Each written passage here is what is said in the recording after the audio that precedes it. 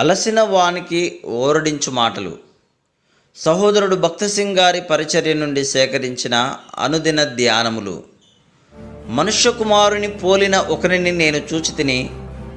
ప్రకటన గ్రంథము 1వ అధ్యాయము 12-13 వచనములు. యెహోవా స్వరము విస్తార జలముల శబ్దము వలె ఉన్నది. ప్రకటన గ్రంథము 1వ అధ్యాయము 15వ వచనము. గంభీర జలముల శబ్దము వలను సర్వశక్తుని స్వరము వలను ఉన్నది. ఎహెజ్కేలు గ్రంథము 1వ అధ్యాయము 24వ వచనము. అపోస్తలుడైన యోహానుకు ఆయన స్వరము విస్తార జలముల శబ్దము వలె వినిపించెను. యోహాను, నేను సర్వాధికారము కలిగి ఉన్నాను అని ప్రభు చెప్పుచున్నాడు. ఇదే విషయము ఆయన ఆరోహణమైనప్పుడు చెప్పెను. మత్తయి సువార్త 28వ అధ్యాయము 18వ వచనం. శత్రువు వరద వలె పొరలి వచ్చినప్పుడు యెషయా గ్రంథము 59:19.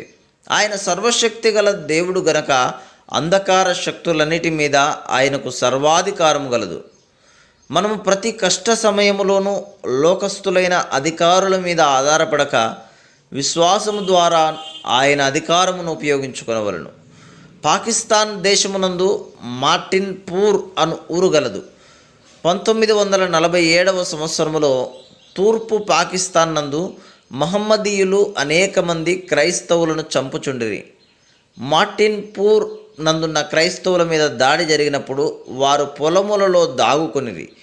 3 దినముల పిమ్మట మహమ్మదీయుల నుండి వారు పొందిన వర్తమానం ఏమనగా, ఇక మీదట మీరు పొలములందు దాగుకొనవద్దు. 3 రాత్రుల నుండి మీపై దాడి చేయుటకు ప్రయత్నించుచుంటిమి. కానీ మేము దాడి చేయుటకు వచ్చినప్పుడెల్లను ఒక వ్యక్తి తెల్లని గుర్రము పైన ఖడ్గము ధరించి ఉండుట చూచితిమి. మీ దేవుడు మీతో ఉన్నాడని మేము ఎరిగితిమి. ఇది నిజముగా జరిగిన సంగతి. నేను అక్కడికి అనేక పర్యాయములు వెళితిని. దృశ్య అదృశ్య రీతిలో ప్రభువు దూతలను పంపి తన ప్రజలను కాపాడిన సమయములు కలవు. నా దూతలు నా చేతిలో కలరు. వారు నాకు విధేయులగుదురు.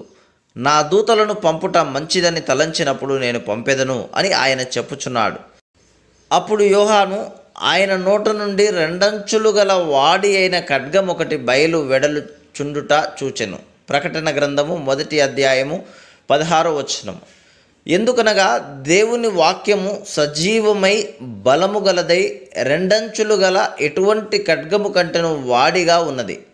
హెబ్రీలకు రాసిన పత్రిక 4వ అధ్యాయము 12వ వచనం. ప్రభువు సాతానును తన వాక్యము ద్వారానే ఓడించుట మత్తయి సువార్త 4వ అధ్యాయము 4వ వచనంలో చూడగలం. సాతాను దేవుని వాక్యమును అపార్థము చేయుచు యేసుక్రీస్తు ప్రభువును శోధించుచుండెను. కానీ యేసుక్రీస్తు ప్రభువు వాక్యమును సరి అయిన రీతిలో వాడి సాతానును ఓడించెను. ఆయన నోట నుండి బయలు వెళ్ళుచున్న వాడి అయిన 2 అంచుల ఖడ్గము దేవుని వాక్యము అనేక మార్లు సాతాను మనకు అనుమానము భయమును తీసుకొని వచ్చును. అటువంటి సమయంలో సాతానా, నా వెనుకకు పొమ్ము, ప్రభువు నిన్ను ఓడించెను, ఆయన నాతో ఉన్నాడు, నా పాపములను క్షమించి నాకు సహాయకుడిగా ఉన్నాడు అని మనము మరలా చెప్పవలను. ఇట్లు ఆయన వాగ్దానములను కోరుకొనుచు ఇతరుల అక్కరల నిమిత్తము కూడా వాటిని అన్వయించవలెను. ఆయన ముఖము మహా తేజస్సుతో ప్రకాశించుచున్న సూర్యుని వలెనున్నట్లు ప్రకటన గ్రంథము 1వ అధ్యాయము 16వ వచనంలో చూడగలం. ఆయన నీతి సూర్యుడని మలాకి 4:2లో చూచుదుము. ఆయనకివ్వబడిన పేర్లలో ఇది ఒకటి. ఆయన ముఖము యొక్క తేజస్సు మధ్యాహ్నపు సూర్యుని వలెనుండెను. సూర్యకాంతికి కొన్ని వ్యాధులను బాగు చేయు గుణం కలదు. యేసుక్రీస్తు ప్రభు మనకు పరలోకపు సూర్యకాంతి అయి ఉన్నాడు.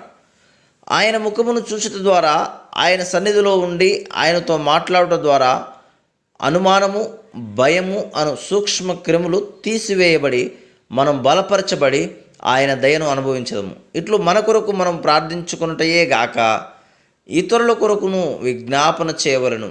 మనం, ప్రభువా, నీ సూర్యకాంతిని నా మీద ప్రకాశింపజేసి నన్ను స్వస్థపరచి నా భయమును అనుమానమును తీసివేయమని ప్రార్థించవలను. ఇట్లు శక్తివంతమైన విజ్ఞాపన ప్రార్థన పరిచర్యను కలిగి ఉండగలము. మనం విశ్వాసము నుండి పడిపోయిన వారి నిమిత్తమును, శోధింపబడుచున్న వారి నిమిత్తమును, ప్రమాదములో చిక్కుకున్న వారి నిమిత్తమును, ఒంటరి జీవితమును అనుభవించుచున్న వారి నిమిత్తమును విజ్ఞాపన చేయుచుండవలను. ఇట్లు చేయుట ద్వారా మనం ప్రతి శోధన మీద జయం పొందిన వారమై ఆయనతో జతపని వారముగా నుందుము.